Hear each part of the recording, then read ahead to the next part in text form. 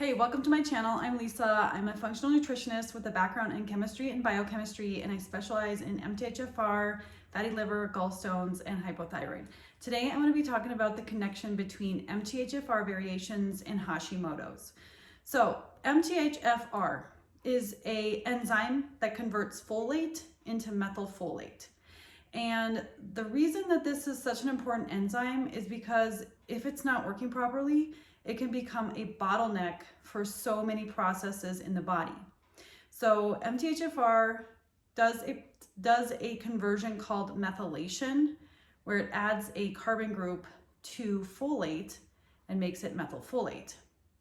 And this is important because these carbon groups are passed along different molecules all throughout the body that turn things on, turn things off, activate. Basically, it's kind of one of the ways that your body communicates and makes things happen. So if this enzyme is blocked or impaired, it creates a bottleneck. So you might have impaired neurotransmitter production like serotonin and dopamine. This can inhibit your ability to be energized, to be motivated, to be happy, and to sleep well, because serotonin is eventually converted into melatonin, which helps you sleep at night. It also, if this methylation enzyme is impaired, it can prevent your body from detoxing heavy metals, from detoxing estrogen, detoxing cortisol. It's also really important in DNA repair and regeneration and cellular division, so it can affect a developing fetus and can cause some neurotube defects if this enzyme isn't supported. So it has massive effects on your entire body. And the reason that methylation can get blocked is in part because of synthetic vitamins, specifically folic acid, which is synthetic folate, which is added to refined wheat and rice products in order to make it more nutritious. But folic acid, it's used synonymously with folate, but is not folate. It's several chemical steps away from folate. And if you have an MTHFR variation, your body cannot convert it, or very limited ability to convert it into folate. So you basically have blocked methylation if you're consuming a lot of foods with folic acid, or you are taking cheap supplements that contain folic acid. So if you look on the back of labels, look at the ingredients, and if it says enriched, or if it says white flour, and then in parentheses enriched with folic acid, then that's a sign that it has folic acid. Or if you looked on the nutrition label and it says folate, but then in parentheses it says folic acid, that is an indication that it also contains synthetic folic acid.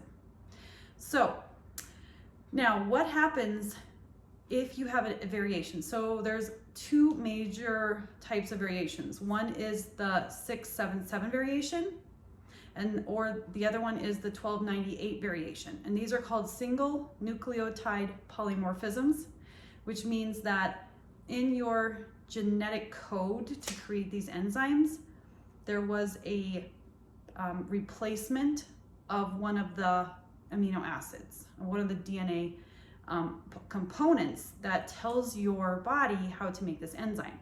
And so you get a slightly different structure of this enzyme. And the 677 variation is the more severe. So if you have one variation in 677, it could mean that you have a 40% reduced ability to methylate or to detox. And if you have two variations of this enzyme, you could have up to a 70% reduced ability to methylate. Now, I don't like to consider these mutations. I think of them as variations, and people that have variations are slower detoxers or more sensitive to toxins, is how I like to look at it. But how it can relate to Hashimoto's is if your methylation is impaired and you are not detoxing heavy metals. So we take in heavy metals every day through our air, through our food, water. These are things like mercury, aluminum, arsenic, lead, cadmium. And what happens is your liver is the organ that filters your blood and is supposed to filter out these heavy metals with a process called methylation.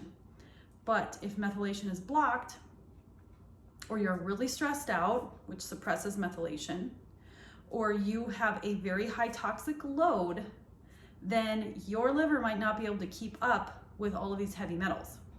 What happens is these heavy metals then flow into your body and they seek out fatty tissues like fat cells or other tissues like your brain or your endocrine glands.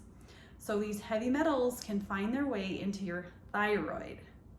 Another component, and this is part of Hashimoto's, is you're getting heavy metals entering into your thyroid. The other component is, like I said, methylation is required for cell growth, cell division, cell repair, and your digestive tract needs to have really tight cell junctions. So the lining of your digestive tract and all the cells along your digestive tract can get sort of pulled apart and can become what's known as leaky, or it's also called gut permeability, to where the tube where your food passes through is now not containing all of your digested foods, and some of the particles are passing into your bloodstream. Specifically, gluten is one of the main offenders of this. So you have two things going on. So you have some gut permeability, where you have undigested food particles going into your bloodstream, and you also have heavy metals that are not being detoxified by your liver through methylation. So you are getting undigested food into your bloodstream and you're getting heavy metals into your bloodstream. Well, your body's immune system then starts to react, and it starts going after these undigested food bits like gluten and the heavy metals, and it might start attacking your thyroid gland because the proteins in your thyroid gland are similar to gluten. So your immune system is now what we say is attacking your thyroid. It's not necessarily attacking your thyroid. It is trying to get the heavy metals out of your thyroid, and it is trying to remove those proteins. So if this is you and you are struggling with Hashimoto's, you want to start supporting methylation. And absolutely the first thing is to get the processed foods out of your diet.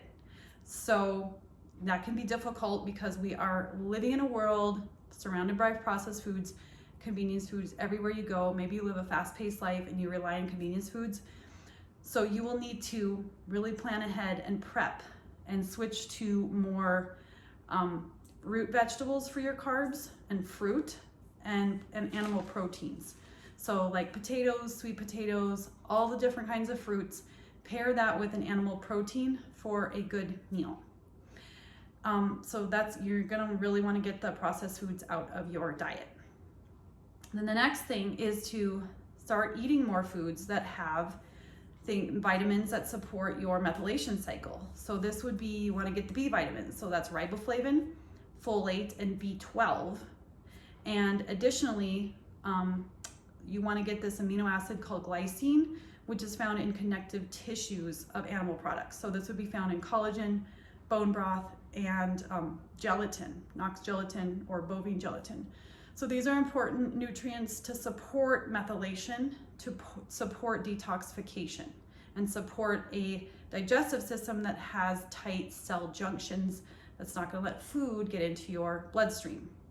And then you might want to consider supplementing with some B vitamins, but you have to be careful because some people are sensitive to methylated vitamins. So you might want to start with a food-based multivitamin that would contain B vitamins like beef liver or desiccated organ meats.